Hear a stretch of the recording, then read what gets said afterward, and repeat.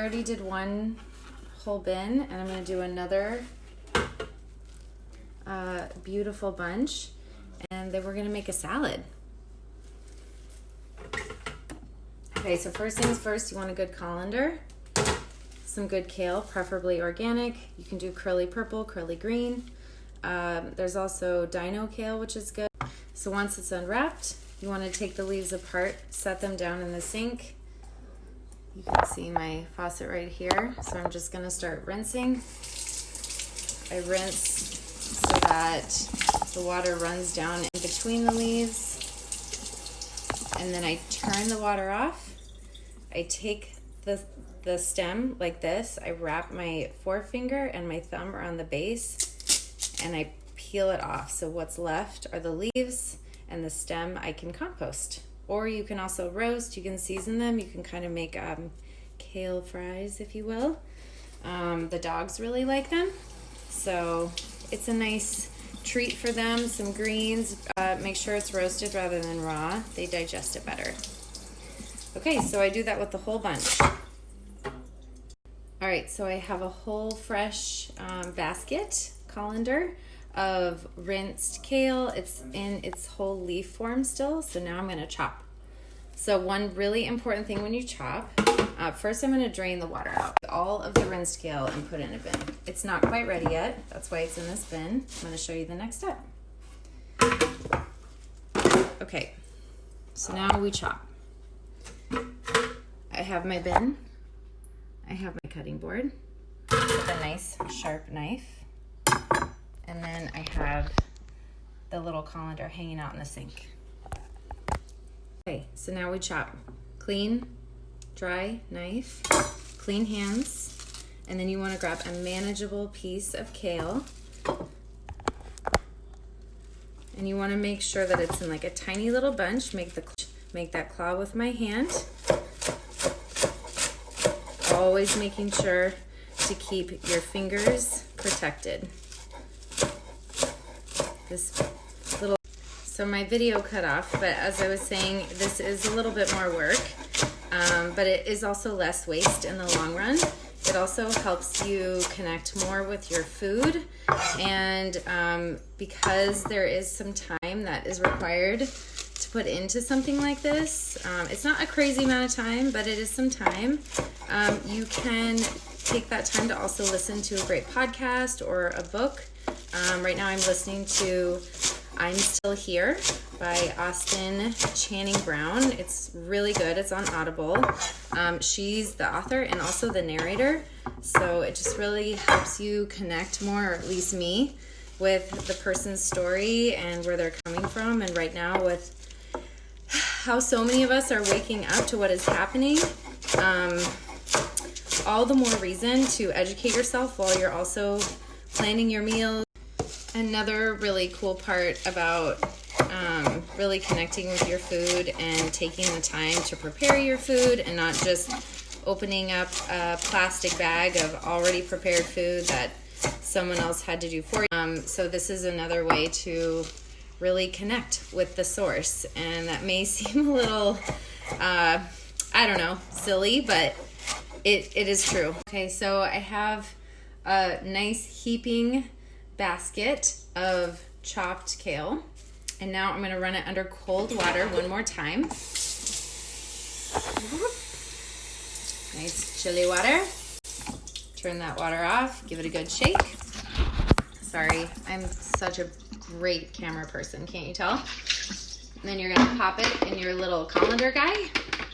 Pop it with your colander lid, and then give that a spin. So I have nicely spun kale. It's ready to go. We're gonna make a big, beautiful salad out of it. Okay, so this is what 2 bunches of kale looks like. Each bunch at the farmer's market was $2. So this is $4 worth of food. And this will feed us 2 really, I would say actually 3 really good salads. Maybe 2, depending on how big we want. But we're gonna do a pretty big one today. It's a lunch salad. I want it to be filling so that I'm not hungry until dinner. And it's also gonna have a lot of other great stuff in it, so you'll get to see what that looks like. Okay, so we're gonna put some, a mix of fruit and veggies into the salad. Mostly fruit, actually. So we're gonna do bell pepper. I have an orange bell pepper, so I just trimmed around the core. I'll probably use about a third of it. And when I'm slicing my bell pepper, I have about a chunk this thick, and this one. And I'm gonna stack them like so. And then I cut long strips, again, using that claw position with my fingers. And then those long strips I turn. See how they're turned? And then, oh dear. Okay, and then I chop them. This is kind of a big bunch, probably a little too big, but I create that claw again, keeping my thumb pulled in. And then I have nice little dices. I'm gonna save this in a container. One of those glass Snapware containers. They're great. They keep food really well. If I didn't eat it all in like 3 or 4 days, this would keep for 5, probably. Okay, so the next thing we're gonna put in our salad is a nectarine. I already started to cut it. I cut around the pit, and then I take long, small slivers, kind of like I did with the bell pepper, and then I cut little dices, so it's nice and manageable, like that.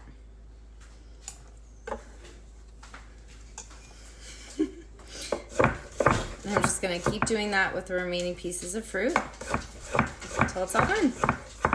This will last us 2 salads. You could do the whole thing if you wanted, but I'm trying to keep it going. And then I have an orange that I've quartered, and I'm gonna squeeze that directly onto the kale. And then finally, avocado. Okay, so for the avocado, I know it's ready because this little guy popped off really easily. So I take my sharp knife, I slice it all the way around, like so, and then just give it a nice twist. Oh, that's a good one. And then take your knife just to pop out that pit, compost your pit, and then you have 2 nice usable avocado halves. So I actually have 2 avocados. I may not use all 2. Definitely gonna use 1 though. So to take it out properly, you actually just wanna peel it. That way you're taking as few nutrients away from the avo as you can. A lot of the nutrients live where the peel and the flesh meet. Come back here. Yeah. He was trying to model for the camera. Now he's being shy. You can look at Norm. He's cute too. Normie. Hi, buddy. Hi. Okay, so next, I forgot about the strawberries. How could I have forgotten about the strawberries? So we got a bunch of straws at the farmer's market. They're rinsed, they're ready. They're already starting to turn. They're getting a little soft. So I want to make sure I take full advantage while they're still good. So I'm just gonna slice and quarter or eighth. So they look like this. And then I'll put them in this guy. I'm just gonna keep doing that with all these straws. You don't wanna look at my silly face while I'm doing that. So I'll come back when I'm done. Okay, so I have my bowl, which has the full avo. And then I'm gonna take a big handful of kale, and it's gonna fill almost the whole bowl. Like just about the whole bowl. So it's gonna look like that. I still have this much kale left to work with. So this is gonna be like four good salads. Okay, and then next I have my orange. Squeeze that right on top. Do all the orange. I ate the other quarter, so I only had 3/4 of an orange, and that's okay. It was really good.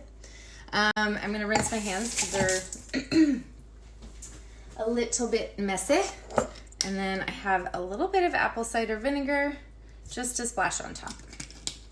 And then from there, we season. Okay, the seasoning, I have ground black pepper, a healthy amount. Like if you like spice, go more. If you don't like a lot of spice, just go light. Next, cayenne, just a couple sprinkles of that for some heat. Turmeric, salt. So this is just loosely, it's really fine pink Himalayan salt. So I want to be really careful not to over salt. Just a little back and forth. And then I make sure my hands are clean. They are, but I'm just going to be extra super duper careful going in with wet hands. I'm not going to dry them.